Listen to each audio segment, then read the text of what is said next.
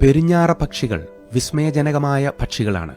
നമ്മുടെ പരിസരത്തുള്ള സാധാരണ പക്ഷികൾ ഒരു മരത്തിൽ നിന്നും മറ്റു മരത്തിലേക്ക് പറന്ന് നമ്മുടെ നാടുകളിൽ തന്നെ അവയുടെ ജീവിതം ഒതുങ്ങുമ്പോൾ, പെരിഞ്ഞാറകൾ സഞ്ചാരികളാണ്. ഒരു ദേശത്ത് നിന്ന് മറ്റൊരു രാജ്യത്തേക്ക്, ഒരു വൻകരയിൽ നിന്ന് മറ്റൊരു വൻകരയിലേക്ക്, ഒരു ഭൂഖണ്ഡത്തിൽ നിന്നും മറ്റൊന്നിലേക്ക് അവ പലായനം ചെയ്യുന്നു. ദേശാന്തര ഗമനം നടത്തുന്ന പെരിഞ്ഞാറകൾ ഉയർന്ന ജ്ഞാനമുള്ള ഉൾവിളികളുള്ള പക്ഷികളാണ്. തണുപ്പേറുന്നതിന് മുമ്പ് അവ ആ ദേശം പലായനം ചെയ്തിരിക്കും. ചൂടുള്ള ദേശം കണക്കുകൂട്ടി കണ്ടുപിടിച്ച് മിക്കവാറും കഴിഞ്ഞ വർഷം ഉപയോഗിച്ച അതേ കൂട് തന്നെ അവ വീണ്ടും ഉപയോഗിക്കും. അതേ ചതുപ്പുകളിൽ അവ തിരികെ വരും. ഒരു വർഷം തന്നെ 2 പ്രാവശ്യം സഞ്ചരിക്കുന്ന പെരിഞ്ഞാറുകളുണ്ട്. താപനിലയിലെ വ്യതിയാനങ്ങൾ മണത്തെറിഞ്ഞ് അവ പറക്കുവാൻ തയ്യാറെടുക്കും. അവർ എങ്ങനെയാണ് കൃത്യമായി ശൈത്യകാലത്തെ ഗണിക്കുന്നതെന്ന് ഇപ്പോഴും നമുക്ക് വ്യക്തതയില്ല. പക്ഷെ പോകുവാൻ സമയമായാൽ അവ പറന്നിരിക്കും. ഒരു സ്ഥലം എത്ര ഇഷ്ടപ്പെട്ടാലും, എന്തെല്ലാം പച്ചപ്പും പ്രതീക്ഷകളും ഉണ്ടെങ്കിലും അവ ഉറപ്പായും പറന്നിരിക്കും. പറക്കാതെ അവിടെ തന്നെ നിൽക്കാമെന്ന് അവ തീരുമാനിച്ചാൽ അവിടെ തണുപ്പടിച്ച് ഭക്ഷണമില്ലാതെ ചത്തുപോകും. പെരിഞ്ഞാറുകളിൽ പ്രദർശിക്കപ്പെടുന്നത് അവയെ ഉണ്ടാക്കിയ ദൈവത്തിന്റെ ജ്ഞാനമാണ്. അവയുടെ നിശ്ചയിച്ച കാലാവധികൾ അറിയുവാനുള്ള ജ്ഞാനത്തോടെ ദൈവം അവയെ ഉണ്ടാക്കി. അവ ഒരിക്കലും ചിന്തിക്കാറില്ല, അതിശൈത്യമൊന്നും ഉണ്ടാകാറില്ല. ഇപ്പോൾ ഭക്ഷണമുണ്ട്, എപ്പോഴും ഇവിടെ ഭക്ഷണം കാണും, ഇവിടെ നിന്നൊന്നും പോകേണ്ട, ഇവിടെ എന്നും നല്ല കാലാവസ്ഥയായിരിക്കും. പുതുതായി വിരിയുന്ന കുഞ്ഞുങ്ങൾ ഒരിക്കലും ചിന്തിക്കാറില്ല മുതിർന്ന പക്ഷികൾ നുണ പറയുകയാണെന്ന്. പെരിഞ്ഞാറകൾ ശൈത്യത്തെ സംശയിക്കില്ല. അവയുടെ ഉൾവിളികൾ അവയുടെ കാലുകളെ നിലത്തുനിന്ന് പറിച്ചു കളയുവാൻ ശക്തിയുള്ളതാണ്. ആയിരക്കണക്കിന് മൈലുകൾക്കപ്പുറം എന്തിന് പറന്നകലണം? ഇതുവരെയും കാണാത്ത വൻകരയിലേക്ക് ഇപ്പോൾ പിറന്ന നാം എന്തിന് കുടിയേറി പാർക്കണം? ഒരു മനുഷ്യന്റെ ഭാഗ്യം എന്നത് അപകടനാളുകൾ വരുന്നതിന് മുന്നമേ ദൈവസന്നിധിയിൽ അഭയം നേടുക എന്നതാണ്.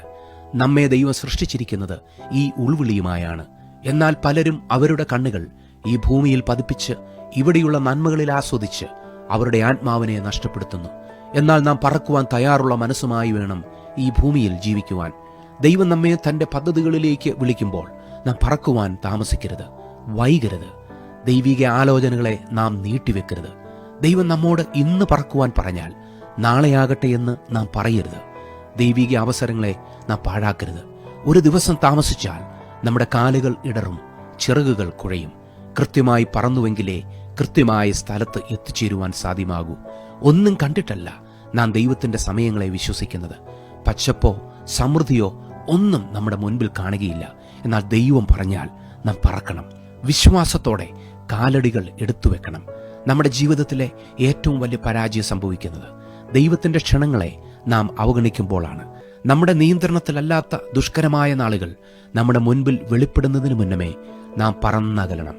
ഞാനിപ്പോഴും യൗവനമാണ്, കുറച്ചുകൂടെ ഇവിടെ കഴിയട്ടെ, കുറെ കൂടെ ഞാനൊന്ന് ആസ്വദിക്കട്ടെ, എന്റെ മുൻപിൽ ഇനിയും വർഷങ്ങൾ അനേകമുണ്ട് എന്നൊക്കെ ചിന്തിച്ച് ഒടുക്കം കല്ലറയിൽ ജീവിതം അവസാനിക്കും മുന്നമേ ദൈവസന്നിധിയിൽ നാം നമ്മുടെ ജീവിതത്തെ സമർപ്പിക്കണം.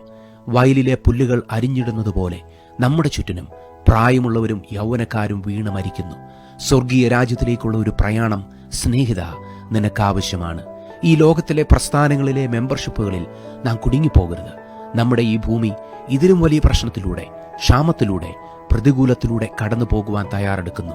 ആർക്കും മറികടക്കാനാവാത്ത കഠിനമായ അവസ്ഥകൾ ഈ ഭൂമിയിലുണ്ടാകും. ന്യായവിധിയിൽ നിന്നുള്ള നമ്മുടെ അഭയസ്ഥാനമാണ് യേശുനാഥൻ. നിന്റെ ആത്മാവിന് ആവശ്യമായ ഭക്ഷണ കലവറ ക്രിസ്തുവിലുണ്ട്. നിനക്കവിടെ ഒരു നന്മയ്ക്കും അനുഗ്രഹങ്ങൾക്കും ഒട്ടുണ്ടാവുകയില്ല.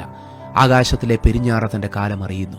കുറുപ്രാവും ഈവൽ പക്ഷിയും കൊക്കും മടങ്ങിവരുവാനുള്ള സമയം അനുസരിക്കുന്നു.